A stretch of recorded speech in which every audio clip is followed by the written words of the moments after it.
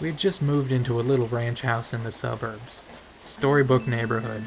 Quiet, friendly neighbors, picket fences, the whole 9 yards. Suffice it to say that this was supposed to be a new start for me, a recently single dad and my 3-year-old son. A time to move on from the previous year's drama and stress. I viewed the thunderstorm as a metaphor for the fresh start. One last show of theatrics before the dirt and grime of the past would be washed away.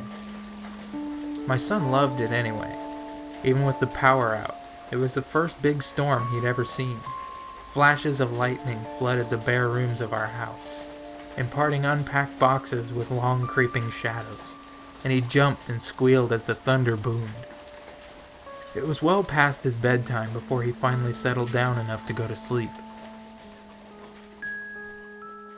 The next morning I found him awake in bed and smiling. "I watched the lightning from my window," he proudly announced. A few mornings later, he told me the same thing. "You're silly," I said. "It didn't storm last night, and you were only dreaming." Oh, he seemed somewhat disheartened. I ruffled his hair and told him not to worry. There should be another storm soon. Then it became a pattern. He would tell me how he watched the lightning outside his window at least twice a week, despite there being no storms. Recurring dreams of that first memorable thunderstorm, I figured.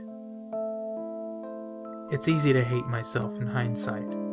Everybody assures me there's nothing I could have done, no way I could have known. But I'm supposed to be the guardian of my child, and these are useless words of comfort. I constantly relive that morning, making my coffee, pouring milk over my cereal, and picking up the newspaper to read about the pedophile local authorities had just arrested. It was front-page stuff. Apparently this guy would select a young target, usually a boy, stake out their house for a while, and take flash photographs of them through their window while they slept. Sometimes he did more.